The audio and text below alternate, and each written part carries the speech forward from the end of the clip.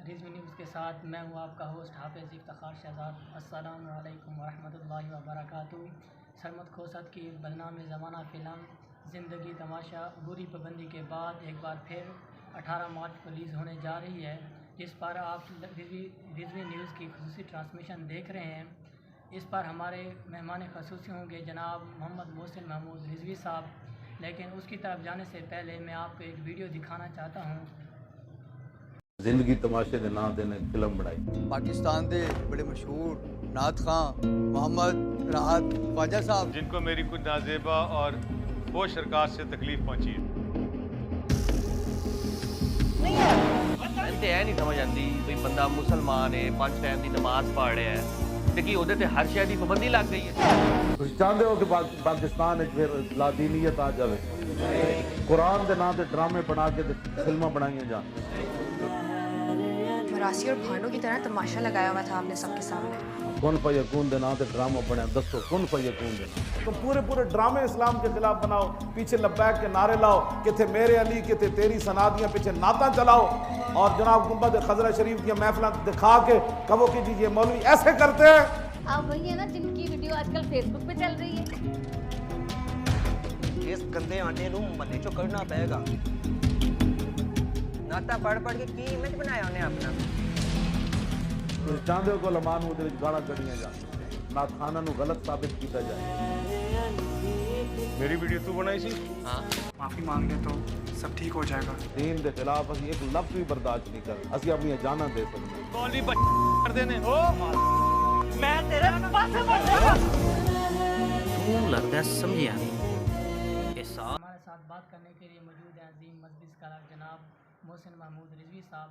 उनसे जानने की कोशिश करेंगे कि हमारा पहला सवाल उनसे यह है कि इस फिल्म में ऐसी क्या वजूहत हैं कि जिनकी बिना पर मजहबी हलकों में इतनी हलचल मची हुई है। जी जनाब मोहसिन महमूद रिज़वी साहब।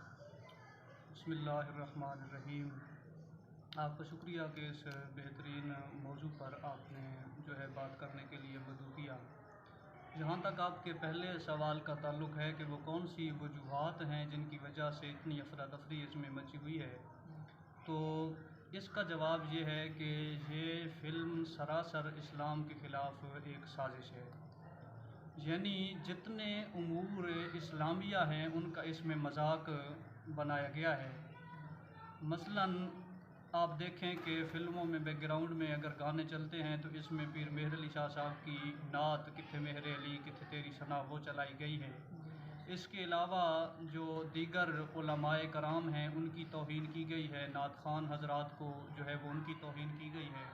हत्ता कि दाढ़ी वालों के चेहरों पर जो है वो जूते तक फेंके गए हैं और गंदे अंडे कहकर उनको मुखातिब किया गया है। और ऐसे लोगों को जो है वो बुरा तासुर उनके बारे में पेश किया जा रहा है कि जो गोया के इस्लाम के पहरेदार हैं।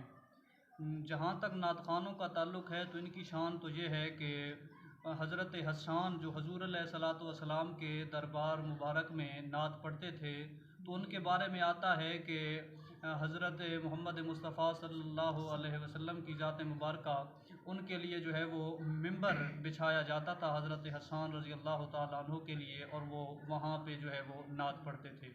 और जहाँ तक उलमा की बात है तो हुज़ूर अलैहिस्सलातु वस्सलाम का फरमान है कि अल उलमा वरसतुल अंबिया, कि फरमाया कि ये जो उलमाए कराम हैं ये तो नबियों के वारिस हैं। और इस फिल्म के अंदर यानी हर वो पहलू अपनाया गया है कि जिससे दीनी तबके को शदीद तहफ़्फ़ुज़ात हैं, जहाँ पर जो है वो उलमा की तौहीन की गई, नात खानों की तौहीन की गई और शायर इस्लाम के साथ मजाक किया गया, तो इसकी कतन कहीं इजाज़त नहीं है।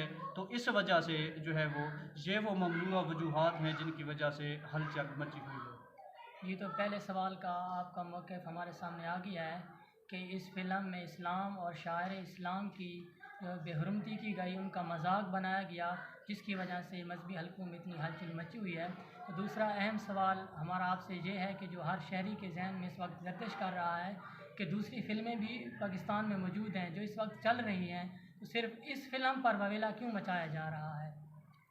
जी, ये अहम सवाल है कि फ़िल्में तो बाकी भी बनती हैं तो इस पर इतना वावेला क्यों। तो इसका जवाब ये है कि इनकी दो इकसाम होती हैं। एक वो गुनाह होता है जो आदमी ज़ाती तौर पे करता है, अगर किसी फिल्म में कोई गुनाह ज़ाती तौर पे कर रहा है तो आपकी जो ड्यूटी है उन्हें मना करें। अगर वो मना नहीं करते तो आखिरी हाल उसका ये है कि आप उनसे इज्तिनाब कर लें और जो है वो उनका गुनाह वो जाने और अल्लाह तबारक व तआला की ज़ात जाने, उनको उसकी सज़ा मिलेगी। अब दूसरी जो किस्म है वो ये है कि एक ज़ाती गुनाह हो, और इसमें जो फ़िल्म है इसके अंदर ज़ाती गुनाह नहीं है बल्कि इस्लाम को टारगेट बनाया जा चुका है, जैसा कि इसके ट्रेलर से साबित हैं ये सारी बातें और हम पहले सवाल के जवाब में बयान भी कर चुके हैं। तो अगर कोई ज़ाती फ़ेल करता है तो ये तो उसका फ़ेल है कि आदमी जो है वो ख़ुद साइड पे हो जाए, लेकिन जहाँ शायर इस्लाम की तौहीन हो तो वहाँ हर मजहबी हलके को बल्कि हर मुसलमान का ये हक़ बनता है कि उनको उसका मौसर तौर पे जवाब दिया जाए और उनको इस काम से रोका जाए। अगर इस काम से अगर हम नहीं रोकेंगे तो फिर हमसे भी पूछा जाएगा, जबकि पहली किस्म कि जिसका ज़ाती गुनाह है आप रोकें, अगर मना नहीं करते फिर आपसे नहीं पूछा जाएगा, आप अलहदा हो जाएं। लेकिन जहाँ इस काम को रुकवाना और इसके सामने खड़ा होना डट के ये हर मुसलमान का फ़र्ज़ बनता है, नहीं तो इंदल्लाह आदमी से इस बारे में भी मुआखज़ा किया जाएगा। तो ये फ़र्क समझने की ज़रूरत है। इजाज़त हम दूसरी फिल्मों की भी नहीं देते, लेकिन उसके अंदर चूँकि गुनाह ज़ाती नौइयत के होते हैं तो हम मना ज़रूर करते हैं, लेकिन उसके मुकाबले में इतने नहीं आते, उनका ज़ाती मामला है। लेकिन यहाँ शायर इस्लाम और ज़रूरियात दीनिया को जो है वो टारगेट बनाया गया है, तो इस वास्ते जो है वो हमारा इनके ख़िलाफ़ आना जो है वो लाजमी हो चुका है शरअ के लिहाज से। इसलिए हम इसकी भरपूर जो है वो मजम्मत भी कर रहे हैं और खिलाफत भी। जी, तो दूसरे सवाल का मौका भी आपका हमारे सामने आ गया। अब तीसरा सवाल आपसे ये हम करना चाहेंगे कि हमारे माहौल में और भी खराबियां पाई जाती हैं, आए रोज़ कुछ ना कुछ वाक़यात और भी होते जा रहे हैं, तो फिर इस पर इतना ववेला आप क्यों मचा रहे हैं? अच्छा, पहले तो इस दूसरे सवाल जो आपने पहले किया था उसके बारे में आपको एक और बात बता दूं कि यानी कि इस्लाम के अंदर एक होता है किसी चीज़ का इनकार करना या ज़ाती गुनाह करना। मसलन एक आदमी दाढ़ी नहीं रखता, उसे हम काफिर नहीं कहते। एक होता है किसी चीज़ की तौहीन करना और उसकी तखफीफ करना। शायर इस्लाम में से अगर किसी भी चीज़ की तखफीफ कर दी जाए, उसका मजाक उड़ाया जाए, उसकी तौहीन की जाए, तो इंदल्लाह और इंद शरा यानी कि आदमी इस्लाम से खारिज हो जाता है। तो हम तो गोया उन्हीं के फ़ायदे के लिए कर रहे हैं कि जे जब रिलीज़ होगी तो तुम्हारे ऊपर भी फतवे लगेंगे, फिर तुम कहोगे कि जो है उलमा जो है वो बेजा फतवे लगाते हैं, तो लिहाजा इन बुरे कामों से जो है वो रुक जाओ, क्योंकि ये शायर इस्लाम की तौहीन है। जहाँ तक आपके मौजूदा सवाल की है कि वाकई दीनी तबके में भी कोई ना कोई खामियाँ तो पाई जाती हैं, तो फिर वो तो बुराई को बयान कर रहे हैं और ऐसा क्यों नहीं करना चाहिए। यहाँ इसकी वजाहत और जवाब ये है कि एक होता है किसी का ज़ाती फ़ेल। मसलन अगर मुझसे कोई गुनाह सरज़द हो जाता है तो आप ये नहीं कह सकते कि उलमाए दीन ये काम करते हैं, बल्कि मेरा नाम लेके आप कहेंगे कि ये बंदा गलत है, क्योंकि ज़ाती उसमें जब तक इस्लाम किसी चीज़ का गलत बात का हुक्म ना दे उस वक्त तक इस्लाम पे आप तानो तशनी नहीं कर सकते। तो अगर किसी के अंदर इनफरादी तौर पे कोई खामी मौजूद है तो आप बंदे को टारगेट करके कहें कि ये आदमी जो है वो इसमें खामी है। किसी आलिम दीन में आप उसका नाम लेके गए, फ़लाँ आलिम दीन में है, लेकिन ये तासुर देना कि उलमा ऐसे होते हैं, नात खान ऐसे होते हैं, दीनी तबका ऐसा होता है, ये बिल्कुल गलत है। उलमा को आप नहीं कह सकते, आप जो है वो किसी इनफरादी शख्स को कह सकते हैं। दूसरी बात यह है कि क्या अगर आप कहें कि हम तो बुराई की इस्लाह करना चाहते हैं, तो क्या फिल्म बना के बुराई की तशहीर होगी या बुराई की जो है वो इस्लाह की आप कोशिश करेंगे, तो ये भी गलत बात है। और अगली बात मैं इससे ये करना चाहूँगा कि क्या बाकी दुनिया के जितने मामलात हैं, दुनियावी पहलू हैं, उन सारों में बुराइयां ख़त्म हो गई हैं। एक दीनी पहलू ही है जिसके अंदर आपको बुराइयां नज़र आती हैं, बुराइयां बाकी हैं, आप उनकी इस्लाह करना चाहते हैं, तो पहले बाकी तमाम मामलात को संवारें और दीनी तबके में जो खामियां मौजूद हैं और दीनी तबके के लिहाज से यानी इनफरादी शख्सियत में जो खामियां मौजूद हैं उनका तदारुक भी ज़रूर होना चाहिए। लेकिन इनकी बिना पर आप दीनी तबके को जो है वो गलत नहीं कह सकते, बल्कि इनफरादी तौर पर जो है वो इसको कहें। अगरचे पाकिस्तान में अगर देखा जाए तो दीगर ममालिक जो दीनी तालीम के लिहाज से यानी कि पाकिस्तान से कोई भी आगे नहीं है, पाकिस्तान का नंबर 1 है, और बाकी दुनियावी लिहाज से इतने कॉलेज और यूनिवर्सिटियाँ भी हैं, तो इनके बावजूद जो है वो इस्लाम 100 से भी ऊपर नंबर है। तो ये वो मुखलिस लोग हैं दीन के साथ, दीन के पहरेदार हैं जिन्होंने दीन का बेड़ा उठाया है बग़ैर किसी सरकारी प्रोटोकॉल के और बग़ैर किसी सरकारी मुआवनत के। ये लोग दीन की खिदमत कर रहे हैं, तो इस मुखलिस तबके को इस फिल्म के अंदर निशाना बनाना सरासर गलत बात है। आखिरी सवाल आपसे ये करना चाहेंगे कि ऐसे मज़मूम अफ़ाल करने वालों को, ऐसे मज़मूम अमाल करने वालों को जब रोका जाता है कि आप ये काम क्यों करते हैं, तो उनकी तरफ से ये सवाल किया जाता है कि आज़ादी इज़हार राय का हक़ तो हर आदमी को हासिल है, तो फिर यहाँ पर आज़ादी इज़हार राय पर आप हमें क्यों रोकते हैं? जी, आज़ादी इज़हार राय से मुराद अगर आप ये लेते हैं कि जिसके ख़िलाफ़ आप बात करना चाहें, मुंह में जो आए आप बोल दें आज़ादी इज़हार राय ये है, तो इसका मतलब हरगिज़ ये नहीं। आज़ादी इज़हार राय का मतलब ये है कि आज़ादाना तौर पर आपके जो हकूक़ व फ़राइज़ हैं आप उनको आज़ादाना तौर पर अदा कर दें। अगर और ये बात ना शरई लिहाज से दुरुस्त है, ना जो है वो नज़रियाती लिहाज से दुरुस्त है, ना जो है वो माशरती और इनफरादी और ना कानूनी लिहाज से दुरुस्त है। आप अगर कोई अदालत फ़ैसला देती है, आप कहें मुझे आज़ादी इज़हार राय है, आपको उसके ख़िलाफ़ बात करते हैं तो तौहीन अदालत का नोटिस आपको मिलेगा। अगर किसी ज़ाती यानी कि किसी ज़ात को आप निशाना बनाते हैं, किसी शख्स को, तो हित्ता की इज़्ज़त का आपको नोटिस मौसूल होगा कि जनाब आपने इतना जुर्माना देना है, आपने किसी की इज़्ज़त मजरू की है।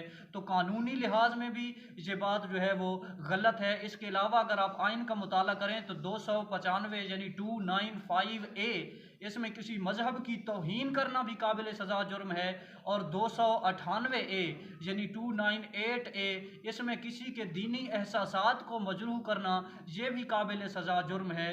तो ये ना हमारा आइन इजाज़त देता है, ना हमारा कानून इजाज़त देता है, और इस्लाम भी किसी के ख़िलाफ़ जो मुँह में बात आए तो उसको जो है वो करने की हरगिज़ इजाज़त नहीं देता।